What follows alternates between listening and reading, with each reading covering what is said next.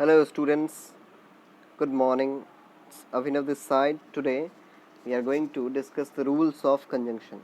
Conjunction के rules देखेंगे बच्चों. Let's start. Conjunction both is always followed by and. ध्यान में रखोगे जब कभी भी both का इस्तेमाल होता है conjunction के तौर पर तो उसके बाद हमेशा क्या आता है? and आता है. कभी भी अगर बोथ का इस्तेमाल हो किसी सेंटेंस में कंजंक्शन के रूप में तो उसके बाद उस सेंटेंस में आपको एंड कहीं ना कहीं देना होगा और वो कहाँ देना होगा वो हम लोग देखते हैं किसके द्वारा एग्जाम्पल्स के through we will see. Okay now see he is both intelligent and hard working. अगर आपने बोथ को कंजंक्शन के रूप में इस्तेमाल किया तो फिर आपको एंड देना होगा.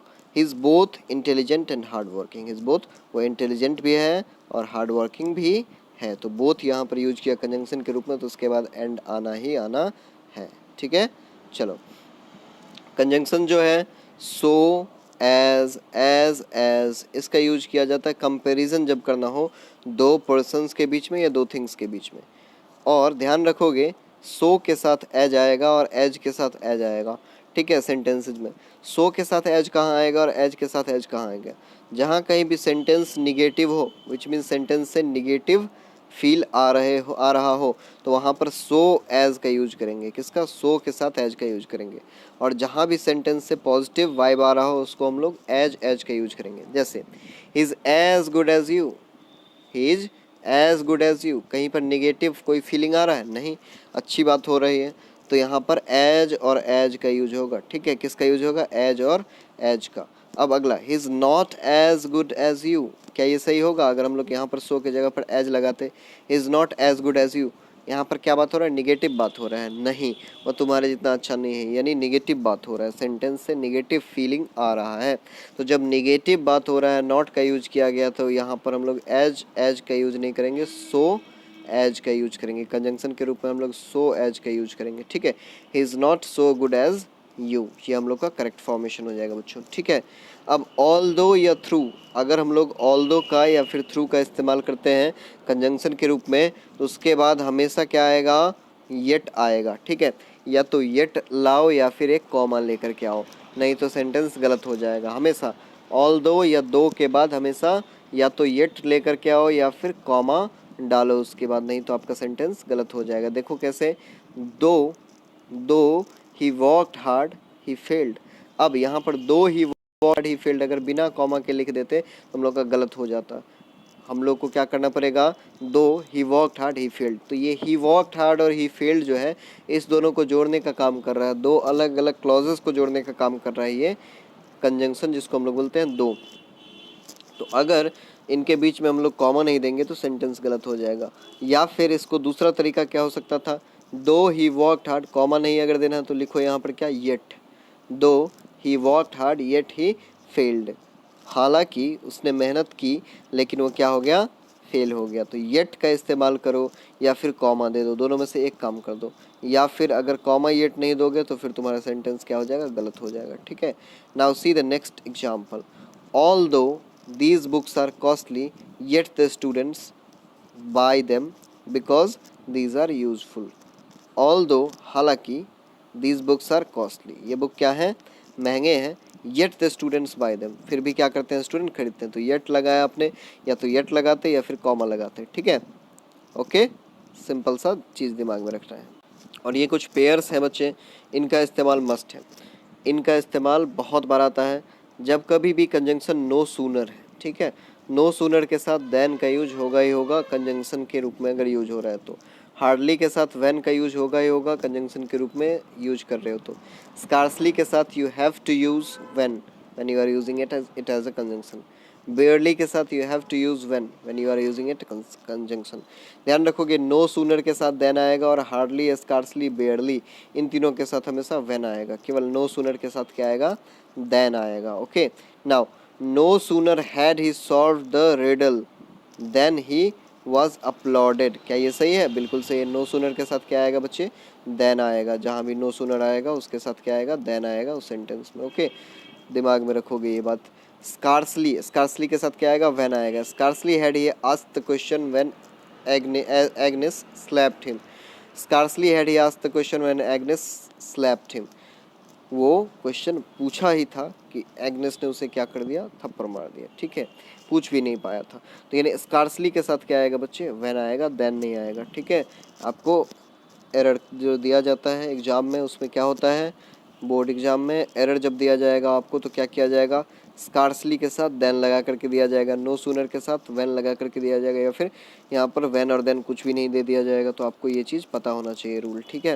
Now barely had he bought the car when it was stolen, ठीक है। हाँ, तो बेयरली के साथ क्या आएगा बच्चे, व्हेन आएगा। सिंपल सा बात दिमाग में रखना है उस सेंटेंस के अंदर। अब हार्डली, स्कार्सली और बेयरली ये क्या है, निगेटिव वर्ड्स हैं। इनके साथ कभी भी नॉट, नो, नेवर का यूज नहीं होगा, क्योंकि वो सुपर फ्लूअस यूज हो जाएगा, ठीक है, एडिशनल यूज हो जाएगा, जो गलत हो जाएगा।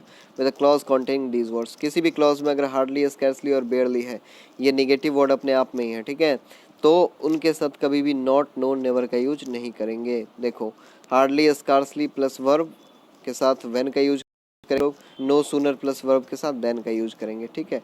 हार्डली, स्कार्सली, बेयरली के साथ भी, ठीक है। अब लेस्ट जो है उसके साथ हमेशा शुड आएगा, ठीक है, या फिर कोई भी फर्स्ट फॉर्म ऑफ वर्ब का यूज कर लो।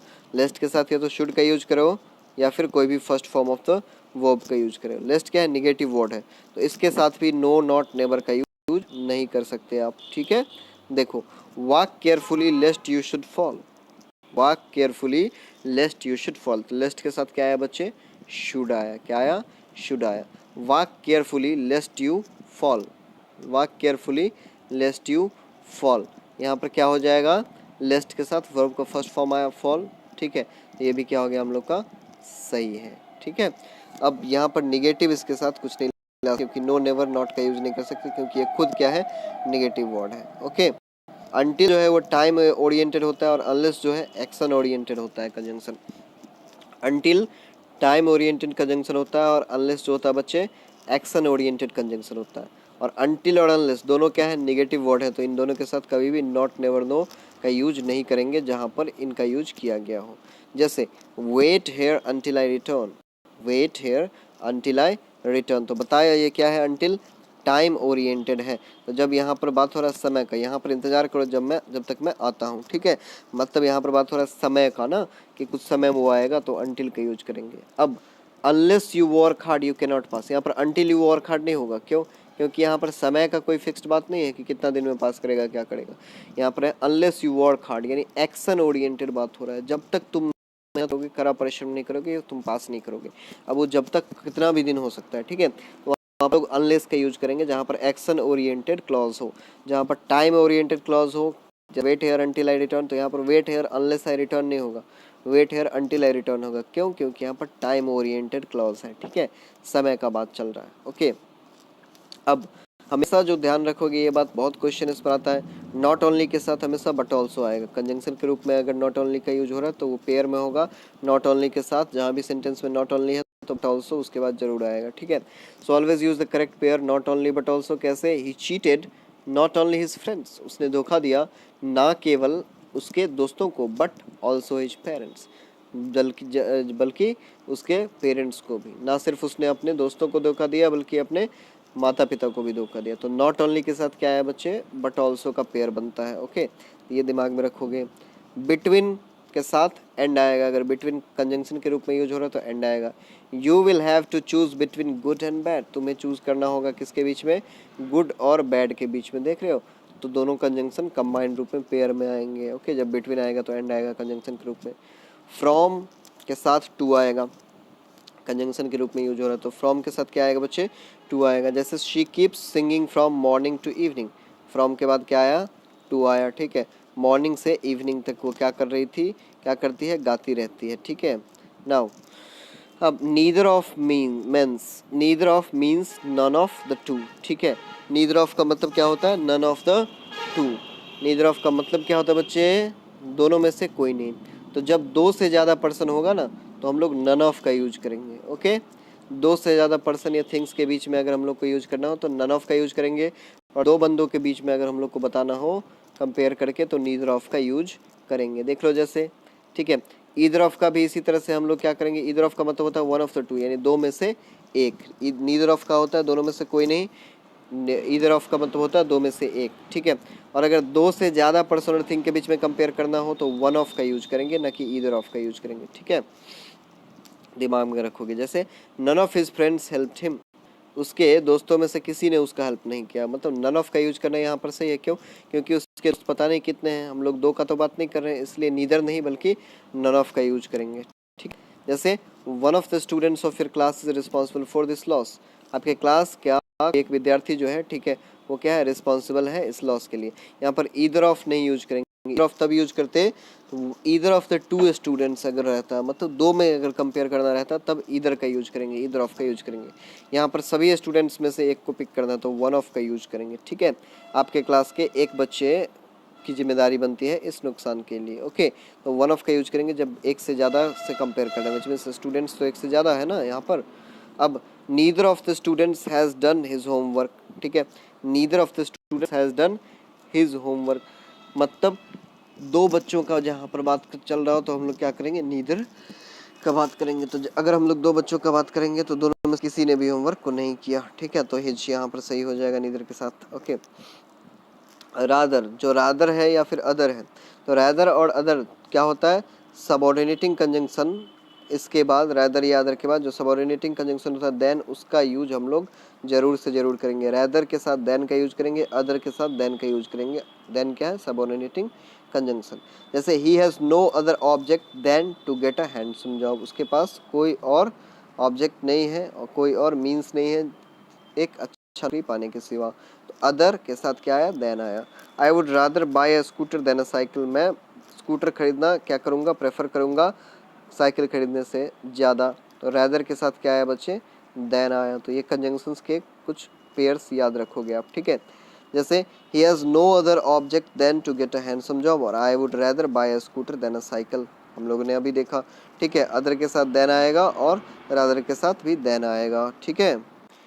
Now see students, balancing of a sentence कैसे करते हैं हम लोग।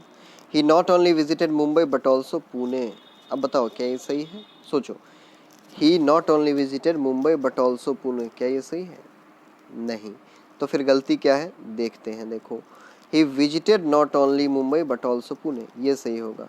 He not only visited Mumbai और बट ऑल्सो पुणे नहीं होगा, क्योंकि नॉट ओनली और बट ऑल्सो का जो पेयर है ना, उनके बीच में वर्ब नहीं आना चाहिए। देख रहे हो, ये वर्ब आ गया विजिटेड, विजिटेड को क्या करेंगे, पीछे भेजेंगे और क्या करेंगे, he visited not only Mumbai but also Pune. ये चीज़ दिमाग में रखोगे, इसको कहते हैं बैलेंस करना सेंटेंस को। अब देखो you must either tell me the whole story और at least the first half of it, हाँ ये फिर गलत हो गया। आइदर के बाद देख लो टेल वर्ब आ गया, ठीक है।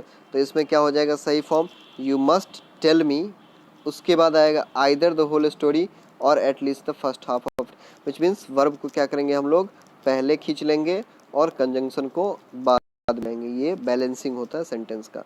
Simple, mister Sharma not only stopped coming here but also going to any place which reminds him of his accident तो क्या हो जाएगा बच्चों, मिस्टर शर्मा, स्टॉप्ड को पहले ले आएंगे वर्ब को, mister Sharma stopped not stopped coming not only here also going to any other place, ये हो जाएगा सिंपल सा स्ट्रक्चर इसका, ठीक है। तो ये दिमाग में रखोगे। और सिंस का इस्तेमाल किया जाता है बच्चे टाइम के इनिशिएशन के लिए, और फोर का इस्तेमाल किया जाता है पीरियड ऑफ टाइम के लिए, आप सभी को पता है। जैसे I have been studying since 9 AM, मैं 9 बजे से पढ़ रहा हूँ, क्योंकि इनिशिएशन ऑफ टाइम यहाँ पर आ रहा है, पॉइंट ऑफ टाइम आ रहा है, ठीक है, विच मीन्स 9 बजे एक पार्टिकुलर फिक्स टाइम है, वहाँ पढ़ना चालू किए लेकिन अगर कोई बोले मैं 5 घंटे से पढ़ रहा हूँ तो वहाँ पर फोर का यूज होगा। आई बीन स्टडिंग 5 आवर्स, क्योंकि वहाँ पर क्या है, फिक्स्ड नहीं है कि किस 5 घंटे से पढ़ रहे हो, कब से पढ़ रहे हो, we don't know point of time, हम लोग को पीरियड ऑफ टाइम पता है, समय का पूरा पीरियड पता है, इतना बजे से इतना देर का मेहनत है उसका, लेकिन कितना बजे से कर रहा है ये हम लोग को एग्जैक्टली नहीं पता, यानी पॉइंट ऑफ टाइम नहीं पता है तो फोर, पॉइंट ऑफ टाइम पता है तो सिंस, ठीक है। Okay, with this note the basic rules of grammar conjunction chapter is over. We'll discuss some other chapter next day, and we'll discuss some questions based on the rules that we have did in the upcoming few lectures. Till then, goodbye, take care, love you all, take care of parents, thank you all.